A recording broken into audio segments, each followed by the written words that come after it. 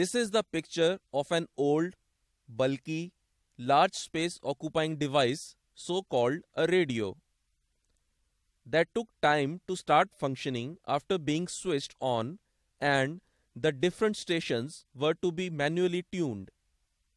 Today, you will learn that why was this so large and why are the radios and other devices so small nowadays. प्यारे विद्यार्थियों, ਸੈਮੀਕੰਡਕਟਰਸ ਦੀ ਇਸ class ਵਿੱਚ ਤੁਹਾਡਾ ਸਵਾਗਤ ਹੈ। ਜਿਸ ਤਰ੍ਹਾਂ ਤੁਸੀਂ ਇੱਕ ਪੁਰਾਣਾ ਰੇਡੀਓ ਵੇਖਿਆ ਹੈ, ਉਸੇ ਤਰ੍ਹਾਂ ਹੋਰ ਸਾਰੀਆਂ ਪੁਰਾਣੀਆਂ ਬਿਜਲੀ ਦੀਆਂ ਚੀਜ਼ਾਂ ਵੱਡੇ ਸਾਈਜ਼ ਦੀਆਂ ਹੁੰਦੀਆਂ ਸਨ। 50-60 ਸਾਲ ਪਹਿਲਾਂ ਤੱਕ ਸਿਰਫ ਰੇਡੀਓ ਹੀ ਨਹੀਂ, ਬਲਕਿ computer, television, amplifier, sound reproduction systems ਅਤੇ ਟੈਲੀਫੋਨ ਨੈਟਵਰਕਸ, ਇਹ ਸਾਰੇ ਹੀ ਇਸੇ ਤਰ੍ਹਾਂ ਵੱਡੇ ਹੁੰਦੇ ਸੀ। ਇਨ੍ਹਾਂ ਉਪਕਰਨਾਂ ਵਿੱਚ ਜਿਹੜੇ ਇਲੈਕਟ੍ਰੋਨਿਕ ਪੁਰਜਿਆਂ ਦੀ ਵਰਤੋਂ ਕੀਤੀ ਜਾਂਦੀ ਸੀ, ਉਹਨਾਂ ਨੂੰ ਵੈਕਿਊਮ ਟਿਊਬਸ ਕਿਹਾ ਜਾਂਦਾ ਹੈ।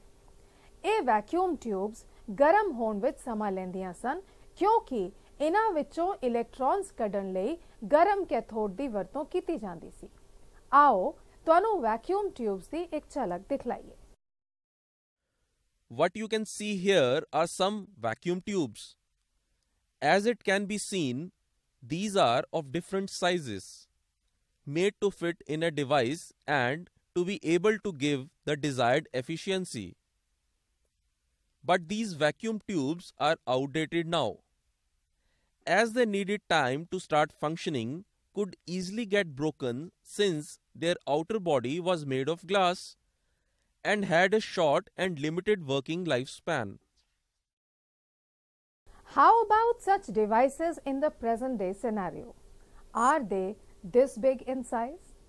आज ਤੁਸੀਂ 5-7 iPod ਆਪਣੀ ਜੇਬ 'ਚ ਪਾ ਕੇ ਬੇਅੰਤ ਗਾਣੇ ਸੁਣ ਸਕਦੇ ਹੋ, ਛੋਟੇ ਤੋਂ ਛੋਟਾ ਫੋਨ ਇਸਤੇਮਾਲ ਕਰਦੇ ਹੋ ਅਤੇ ਇੱਕ ਨਿੱਕੇ ਜਿਹੇ ਲੈਪਟਾਪ ਵਿੱਚ ਦੁਨੀਆ ਜਹਾਨ ਦੀ ਜਾਣਕਾਰੀ ਆਪਣੇ ਨਾਲ ਲੈ ਕੇ ਘੁੰਮ ਸਕਦੇ ਹੋ। We will learn today what has caused such a difference in sizes and convenience of operation in all these devices. Let me tell you that the crux of the latest, durable, small in size and high efficiency devices are semiconductors.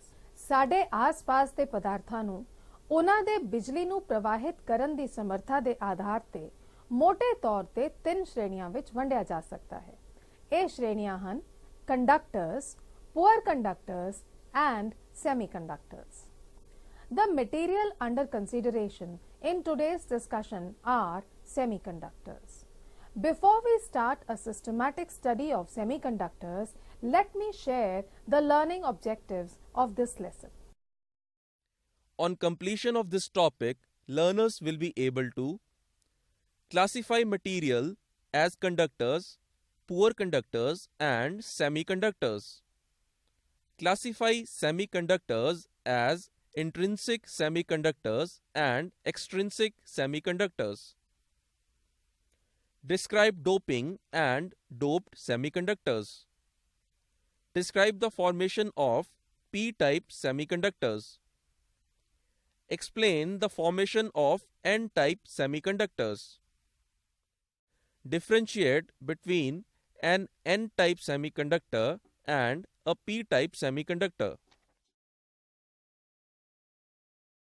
Students, you already know that good conductors of electricity are those materials which allow an easy flow of electric current through them. That is, they have a high conductivity and low resistivity. Generally speaking, all metals, graphite, moist soil, moist air, solutions of acids and salts are good conductors of electricity, whereas non-conductors of electricity, also known as insulators, are those substances which do not allow a considerable amount of electric current to flow through them. They have a high resistivity and low conductivity. Most of the non-metals, unlike graphite, dry wood, paper, mica, dry air, distilled water, etc., are some of the commonly known insulators. Besides these two types of material, We have a third type also, which are neither as good as conductors nor as bad as insulators with respect to the flow of electric current through them. These are called as semiconductors. The values of conductivity and resistivity for semiconductors are in between those of conductors and insulators. In fact, the very name given to these materials make their properties obviously clear. Well, some common examples of semiconductors are silicon, germanium, gallium, selenium, etc. To understand these materials with their higher perspectives, we need to know the basics of band theory of solids. According to Bohr's theory of atomic spectra and the concept of electronic configuration, the electrons in an isolated atom have certain definite discrete amounts of energy corresponding to different shells and subshells. This means there are well-defined energy levels of electrons in an isolated atom. If a large number of atoms are brought close to one another to form a crystal, they begin to influence each other. Due to this interatomic interaction, there is no appreciable modification in the energy levels of electrons in the inner shells, but there is a considerable modification in the case of energy levels of the electrons in outer shells. This is due to the fact that the valence electrons are shared by more than one atom in the crystal. Let us plot a graph between the energy and interatomic spacing for different situations. If the interatomic spacing of the silicon atoms is very large, there is no interatomic interaction. Each atom in the crystal behaves as a free atom. When the interatomic spacing R is less than C but greater than D, there is no visible splitting of energy levels. Then, when the interatomic spacing R is equal to C, the interaction between outermost shell electrons of neighboring silicon atoms becomes appreciable. As a result, the splitting of these energy levels commences, whereas there is no change in the energy levels of electrons in the inner shells. When the interatomic spacing R lies in between B and C, the energy of electrons in each atom gets slightly changed. We get a large number of closely packed levels. This collection of closely spaced levels is called an energy band. Also, when the interatomic spacing R becomes equal to B but greater than A, the energy gap levels disappear completely. In such a situation, it is not possible to distinguish between the electrons belonging to different subshells. Finally, when the interatomic spacing R becomes equal to A, then the band of filled energy levels is separated from the band of unfilled energy levels by an energy gap called energy band gap, which is denoted by Eg. The lower band, which is completely filled, is called valence band, and the upper unfilled band is called the conduction band. The positions of energy bands in a semiconductor at 0K can be seen here. The lowest energy level in the conduction band is shown as Ec, and the highest energy level in the valence band is shown as Ev. The separation between top of valence band and the bottom of conduction band is called the energy band gap, or simply energy gap. Let us work out the details of energy levels and the interatomic separations for a silicon atom. A silicon atom has 14 electrons with it. Therefore, the electronic configuration of silicon happens to be 1s2, 2s2, 2p6, 3s2 and 3p2. The various energy levels of silicon atom can be represented as in figure here. The outermost shell contains 2 electrons in 3s subshell and 2 electrons in 3p subshell. The 3s levels in the outermost shells of all the n atoms, which are 2n in number, are completely filled by 2n electrons, while out of the total 6n p levels in the outermost shells of n atoms, only 2n are filled. If the interatomic separation between the silicon atoms in the crystal lattice is A, and these atoms are brought from the locations R equal to A by gradually moving the atoms towards each other. When R equal to D1, at this interatomic separation, electrons in the outermost shell of one atom do not interact with those of the other. Therefore, at a distance R equal to D1, each of n atoms has its typical energy level, that is, energy levels 1s2, 2s2, 2p6, 3s2 and 3p2 of each atom remain unmodified. When R is equal to D2, when the interatomic separation is decreased from R equal to DL to R equal to D2, the interaction between the electrons of different atoms in the outermost shells, that is 3s2 and 3p2, begins. Due to this, the energy of 3s and 3p levels of each atom gets slightly modified when they are at a distance R equal to D2. Therefore, instead of a single 3s or 3p level, there occur a large number of closely spaced energy levels.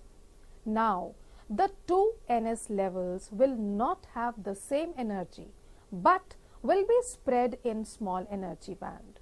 Similarly, 6np levels will also be spread into a small energy band. Due to this, the gap between s and p levels of an isolated atom reduces. When R is equal to D3, when the interatomic separation is further decreased, then the energy gap between 3s and 3p levels completely disappear, and all the 8n levels, 2n of 3s levels and 6n of 3p levels are distributed in a continuous manner, forming an energy band. Now, it is not possible to distinguish between 3s and 3p electrons. One can only say that there are 8n energy levels, out of which 4n levels are filled and 4n levels are empty. When R is equal to A, when the silicon atoms are at the actual interatomic separation A, the energy of the band of 8n levels split into two bands. Band of 4n energy levels completely filled with electrons and another band of 4n empty levels. These two energy bands are separated from each other with a small energy gap. The lower energy band of 4n filled levels is called the valence band, while the upper energy band of 4n empty levels is called the conduction band. The energy gap between the valence band and the conduction band is called the forbidden energy gap. Let us now get to know the differences between valence band, conduction band and energy band gap. First, concentrate on a valence band. In the energy band diagram of semiconductors, the valence band is a lower band belonging to valence electrons of the given crystal. This band may be partially or completely filled with electrons. This band is never empty. In this band, electrons are not capable of gaining energy from external electric field. Therefore, the electrons in this band do not contribute to the electric current. Now, look at a conduction band. In the energy band diagram of semiconductors, the conduction band is an upper band in which the electrons are not present at 0K. At room temperature, this band is either empty or partially filled with electrons. In this band, electrons can gain energy from external electric field and contribute to the electric current. Finally, about energy band gap or an energy gap. In the energy band diagram, energy band gap is the separation between highest energy level of valence band and lowest energy level in the conduction band. Electrons are not found at all in this band. This band is completely empty. The minimum energy required for shifting electrons from valence band to the conduction band is called energy band gap. If lambda is the wavelength of radiation used in shifting the electron from valence band to conduction band, then energy band gap is given as E is equal to h nu equal to h into c by lambda, where h is called the Planck's constant and c is the velocity of light. You must know that the energy gap for different materials is different. Let us now understand the differences between the conductors, insulators and the semiconductors on the basis of band theory of solids. Before we do that, may we recall some important definitions which will be frequently used. Energy band of solids. The energy band formed by a series of energy levels containing valence electrons is called valence band. The lowest unfilled energy band formed just above the valence band is called the conduction band, and also the highest energy level which an electron can occupy in the valence band at 0 Kelvin is called the Fermi level. The valence band and the conduction bands are separated by a forbidden energy gap, the reason for which is that the energy levels of an atom in a solid get modified due to the presence of the other surrounding atoms. The energy levels in the outermost shells of all the atoms may increase or decrease due to the interaction between the electrons of different atoms. The energies of these atoms get split into valence band and the conduction band separated by a forbidden energy gap.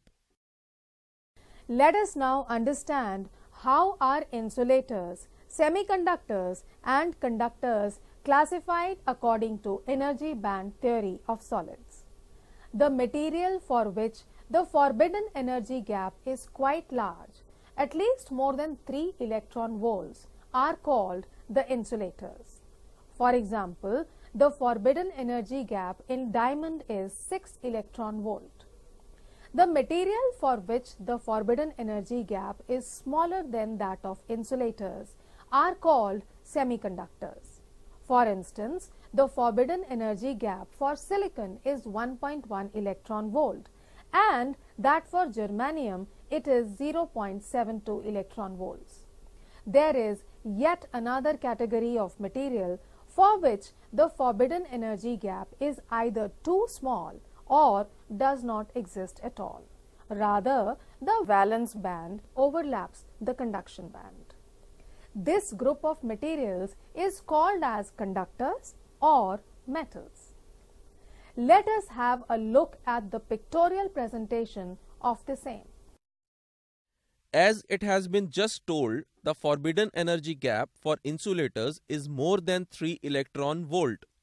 It is much less than that for semiconductors, and for metals it is either negligibly small or the valence band and the conduction bands overlap each other. Can you name some semiconductors?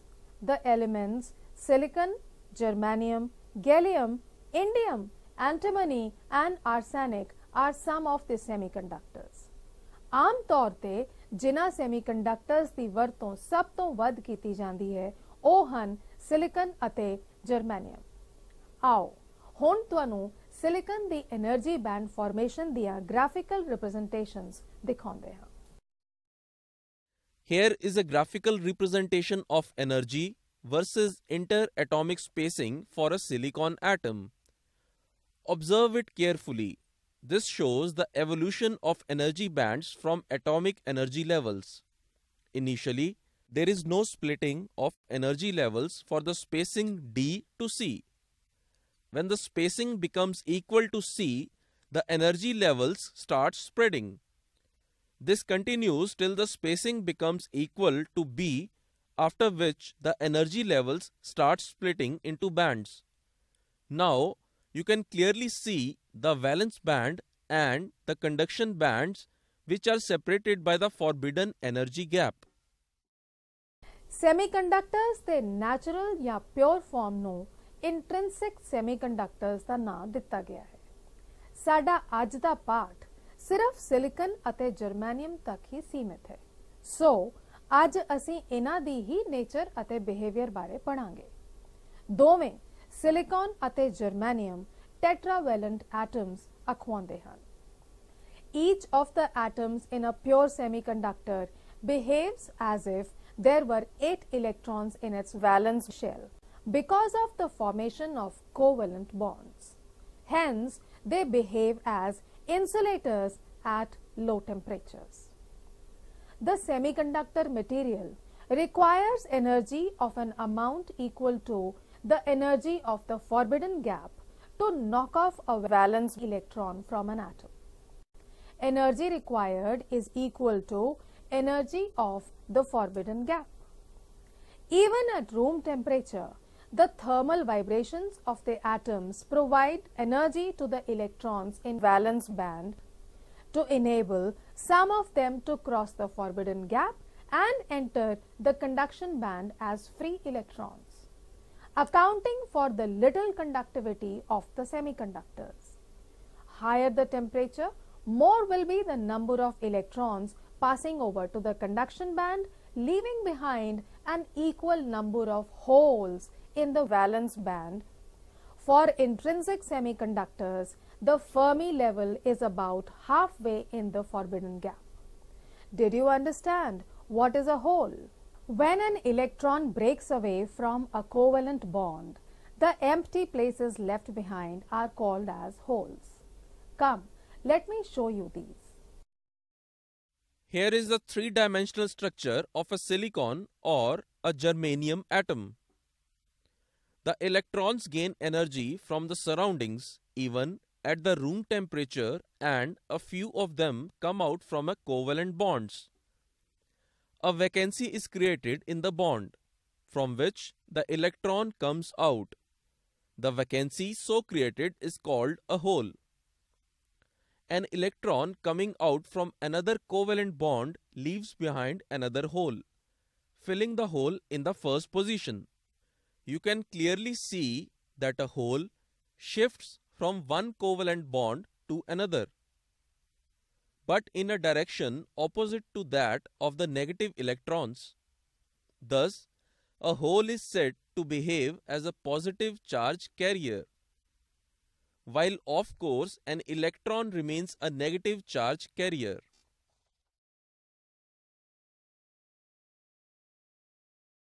ਜਿਵੇਂ ਕਿ ਤੁਸੀਂ ਵੇਖਿਆ, normal temperature ਤੇ ਸ਼ੁੱਧ semiconductor ਵਿੱਚ ਇਲੈਕਟ੍ਰੌਨਸ ਅਤੇ holes ਹੁੰਦੇ ਹਨ, ਜੋ ਕਿ ਇੱਧਰ-ਉੱਧਰ ਕਿਸੇ ਵੀ ਦਿਸ਼ਾ ਵਿੱਚ ਚੱਲਦੇ ਰਹਿੰਦੇ ਹਨ। ਇੰਟ੍ਰਿੰਸਿਕ ਸੈਮੀਕੰਡਕਟਰ ਵਿੱਚ ਇਹਨਾਂ ਇਲੈਕਟ੍ਰੌਨਸ ਅਤੇ ਹੋਲਸ ਨੂੰ ਇੰਟ੍ਰਿੰਸਿਕ ਕੈਰੀਅਰਸ ਆਖਦੇ ਹਨ। The pure semiconductors at room temperature are called as intrinsic semiconductors. An electrically neutral crystal of silicon or germanium has equal number of electrons and holes. If a potential difference is applied across the semiconductor, the electrons move towards the positive terminal and holes towards the negative terminal of the battery. It is this movement of the intrinsic carriers that constitutes the current. ਜੇ ਇੱਕ semiconductor ਤੇ potential difference ਲਾਇਆ ਜਾਵੇ ਤਾਂ ਇਲੈਕਟ੍ਰॉन्स battery ਦੇ positive terminal ਵੱਲ ਅਤੇ holes battery ਦੇ ਨੈਗੇਟਿਵ ਟਰਮੀਨਲ ਵੱਲ ਤੁਰਦੇ ਹਨ। ਇਨ੍ਹਾਂ ਚਲਦੇ ਹੋਏ ਇੰਟ੍ਰਿੰਸਿਕ ਕੈਰੀਅਰਸ ਦੇ ਕਾਰਨ ਹੀ ਕਰੰਟ ਪੈਦਾ ਹੁੰਦਾ ਹੈ। If Ne represents the number density of electrons in the conduction band, Nh the number density of the holes in the valence band, and Ni the number density of intrinsic charge carriers, then Ne is equal to Nh is equal to Ni. It is mathematically proved that the fraction of the electrons of the valence band present in the conduction band is given by F proportional to E raised to the power minus Eg upon kT, where F is the fraction of electrons, T is the temperature, Eg is the forbidden energy gap, and K is the Boltzmann constant. It is clearly understood that as the temperature increases, more electrons are raised to the conduction band.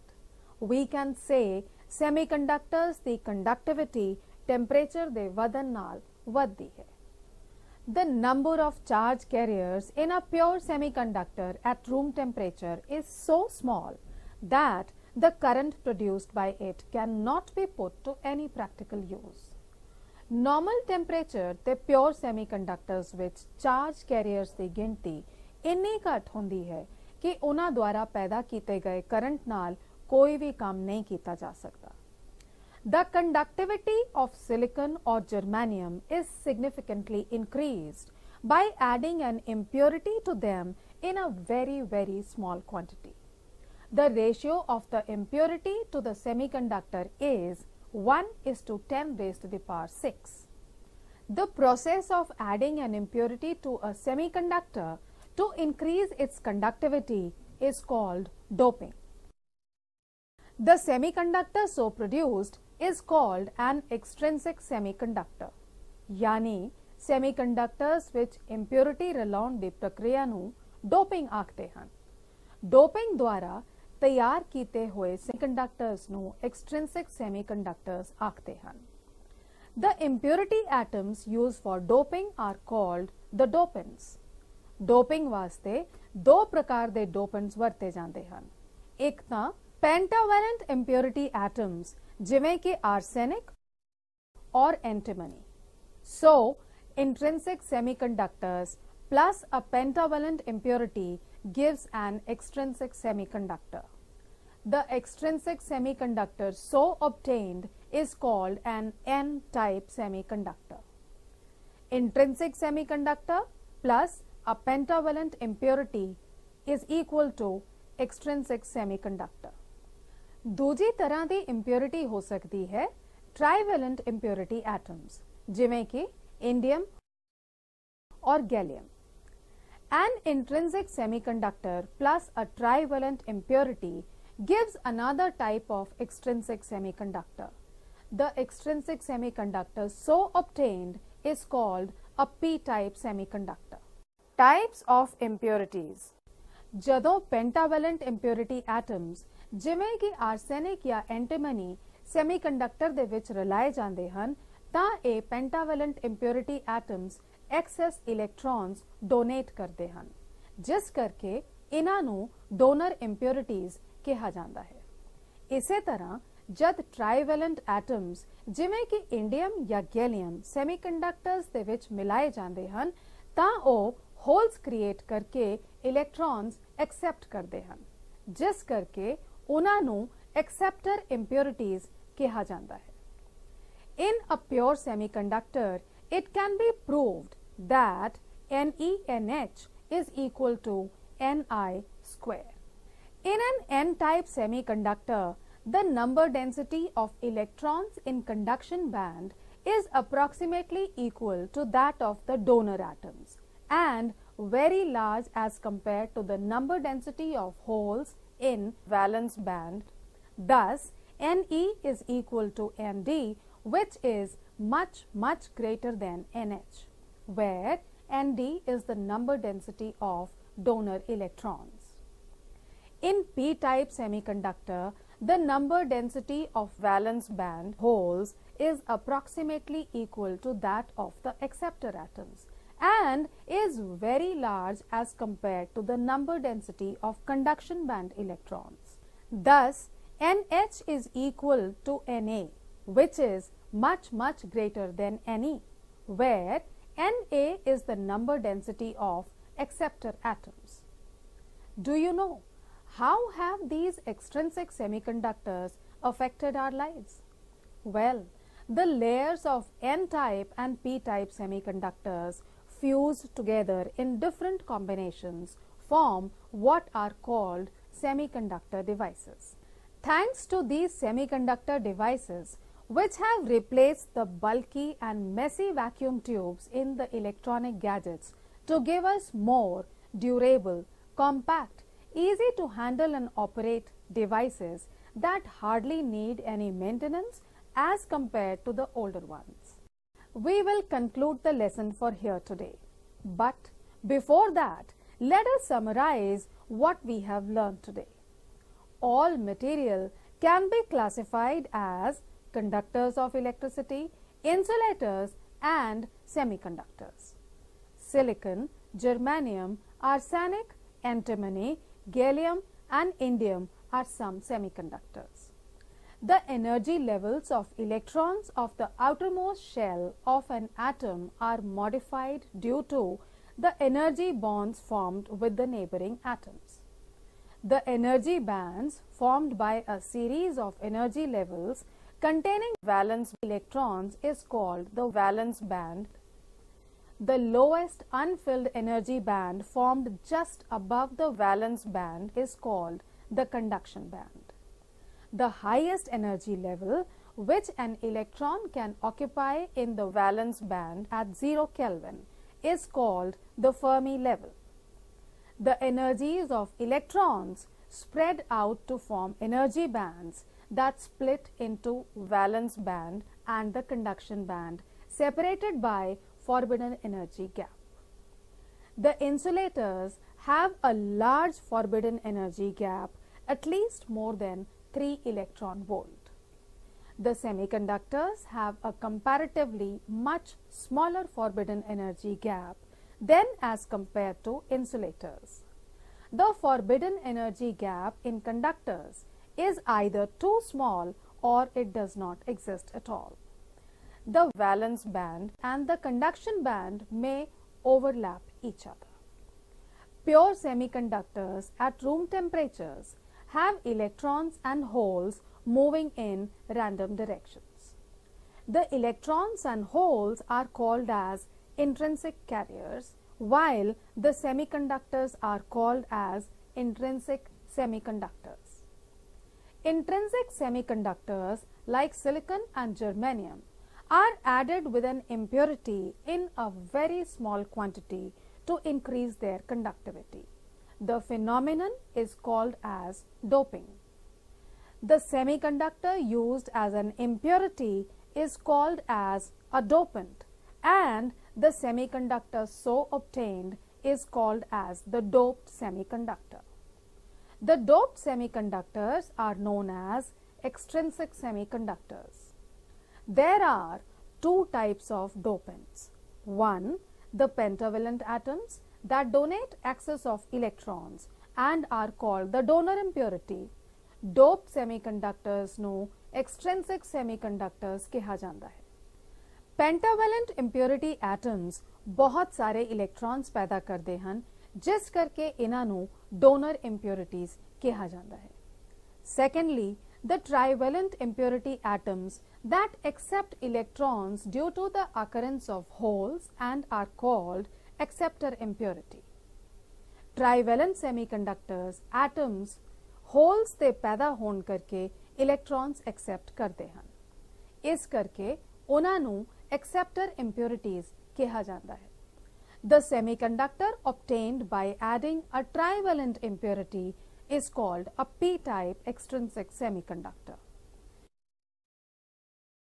The semiconductor obtained by adding a pentavalent impurity is called an n-type extrinsic semiconductor.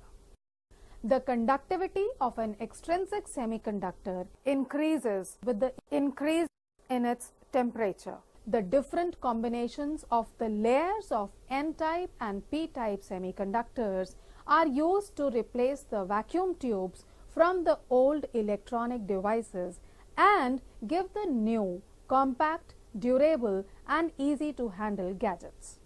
पुराने electronic उपकरणों ਵਿੱਚ vacuum tubes ਦੀ ਜਗ੍ਹਾ N type ਅਤੇ P type ਸੈਮੀਕੰਡਕਟਰਸ ਦੇ ਵੱਖਰੇ layer combinations ਦਾ ਇਸਤੇਮਾਲ ਕਰਕੇ ਨਵੇਂ ਕੰਪੈਕਟ ਟਿਕਾਊ ਅਤੇ ਆਸਾਨੀ ਨਾਲ ਹੈਂਡਲ ਕੀਤੇ ਜਾਣ ਵਾਲੇ ਗੈਜਟਸ ਬਣਾਏ ਜਾਂਦੇ ਹਨ.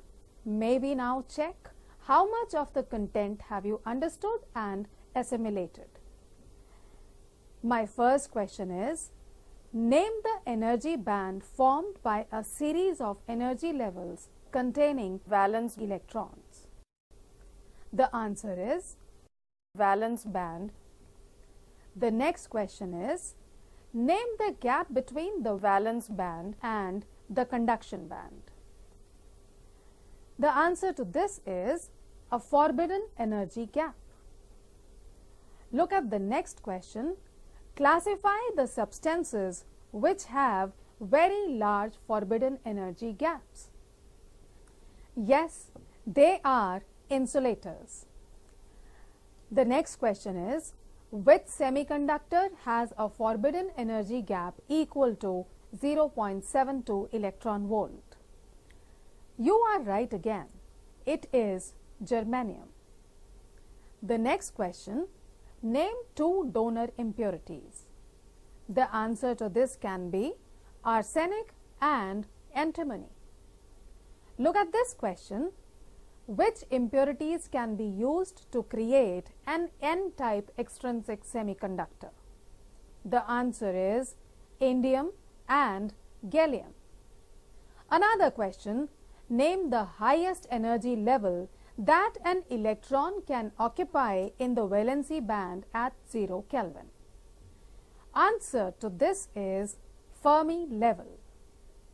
Another question, how does an increase in temperature affect the conductivity of a semiconductor? The answer is the conductivity of a semiconductor increases with the increase in its temperature. I am sure that the concept of semiconductors must have been well absorbed by all of you. It was a good teaching experience for me, and I believe that it was an equally good learning experience for you as well. Thanks for attending the class nicely. Goodbye and see you until the next class.